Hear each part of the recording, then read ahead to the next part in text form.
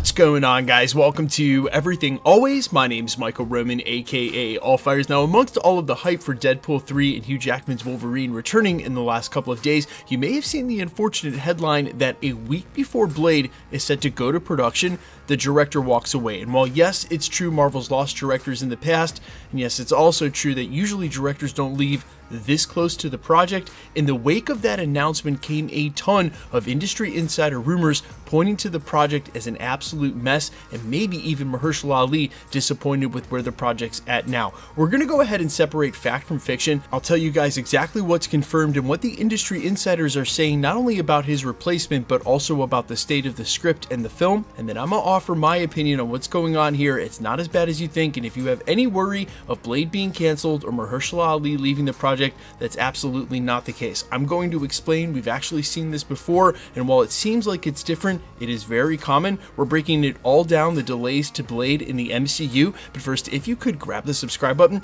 We do daily Marvel content at the channel. That's all we do. Everything from official Easter egg breakdowns, trailers, and reviews to the occasional industry insider report and everything in between. So if that sort of thing's for you, hit the subscribe button, leave a comment down below. That will automatically enter you to win our ongoing PS5 giveaway, and there's only a couple of days left to be entered to win our Avengers Citizen Watch we're giving away on October 1st. So again, if you want to be entered to win, just hit the sub button, leave a comment down below, stick around to the end of the video. We'll get into all the giveaway stuff again there. Okay, so here's what we know confirmed. These are just the facts. Basim Tariq, who is attached to direct Blade, set to start filming in November, left the project just 2 days ago with the official statements reading as such. Marvel said, quote, "Due to continued shifts in our production schedule, Basim is no longer moving forward as director on Blade, but will remain an executive producer on the film." They added, "We appreciate Basim's talent and all the work he's done getting Blade to where it is." Now, representatives from Tariq issued the statement, quote, "It's been an honor working with the wonderful folks at Marvel. We were able to put together a killer cast and crew, eager to see where the next director takes the film." Two important things to note. Number one, that's where the facts and confirmed details end. Everything after this is industry insider reporting and speculation. Number two, the verbiage, quote, "due to the continued shifts in our production schedule," unquote, is actually stemming back to last year. Marvel's used that exact same verbiage 3 or 4 times. Everything from actual slate and date shifts to, well, now losing a director, and before the film was confirmed to start shooting this November with a release date of next November. Now, of course, that seems like not a great situation, and the industry insider reporting that poured in the next day was not great either. Starting with industry insider Jeff Schneider, who tweeted out this quote, "I'm told the current Blade script is roughly 90 pages and features exactly 2 lackluster action sequences. Mahershala said to be very frustrated with the process. Feige said to be spread too thin, but hey, that's just what sources are telling me. Don't shoot the messenger." Now, while I don't think some of that is completely true, what I would say is that these reports don't have to be mutually exclusive, and there can be some truth to him leaving the project, but because it needs more work. And what I would point to is what happened with Doctor Strange in the Multiverse of Madness. When originally the project wasn't exactly how they wanted it, not only did they replace Scott Derrickson with, of course, Sam Raimi, they went as far as to rewrite basically the film in its entirety as it's been reported. There have been major rewrites. It may be the case, and let me just put this forward, that Marvel Studios sees a major amount of work left with where this script is at, and that the director was on a strict timetable given the other constraints, projects in his life, contracts he has, that he didn't have any more time to put into the project, that they couldn't delay major rewrites to the script because he needed to start filming it now so it could come out next year.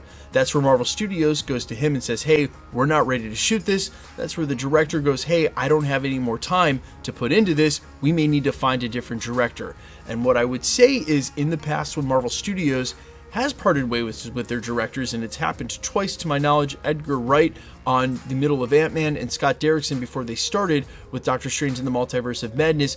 Neither of them stayed on to be an executive producer on the film, where this is the case for Basim Tariq. He is staying on as an executive producer, most likely the case because they're keeping a lot of the work that he's put into the project. He's basically earned that title and in still good standing. Plus, you listen to the way that they worded both of these official statements, and it sounds like it really was just a case of how much work needs to be put into this project. Now, to flip that coin on the other side, you want them to do major rewrites when they're called for. If there's any truth to what Jeff Snyder said about this being a 90-page script, well then that would be pretty short by Marvel standards. Usually there are at least 100 pages, if not 120, or in some cases longer, at least for the first edit too, as you're going to cut stuff out. So you'd want it to be longer than that. It could be that Mahershala Ali and or Marvel Studios just thought the script was incomplete.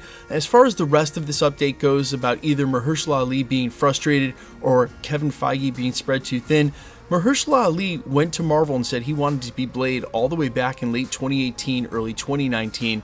If this movie isn't delayed, it's going to come out 4 years later in 2023, and if it is delayed now, 5 years later in 2024. Yeah, of course he's probably a little frustrated. Marvel is too, and as far as Kevin Feige being spread too thin, the man is president of Marvel Studios and the most ubiquitous producer in the history of Hollywood.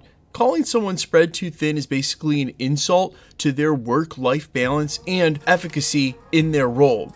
Kevin Feige didn't get to where he's at. Marvel Studios didn't get to where they're at with Kevin Feige being spread too thin. Yes, maybe they haven't given it the attention they need. Yes, maybe Mahershala Ali is frustrated with where it's at, but guys, do not panic. They're not going to cancel Blade. Mahershala Ali is not going to back out of the project. They just probably want to put some more time into the script, which is what we want as viewers of the MCU, so it is all good. It's not like there's any shortage of other Marvel content coming out all around it. So guys, let me know all your thoughts down below in the comments. What do you think of this delay? Who would you pick to direct the new Blade movie? Of course, we'll keep you updated as soon as that breaks. Quickly, let's jump into the giveaway stuff before I let you go. Okay, we're still giving away PlayStation 5s. The next one's 1 million subscribers. Also, on October 1st, we'll be giving away an Avengers Citizen Watch. If you want to be entered to win, all the same rules will always apply for these and all the future giveaways. All you have to do, hit the subscribe button, then leave a comment down below.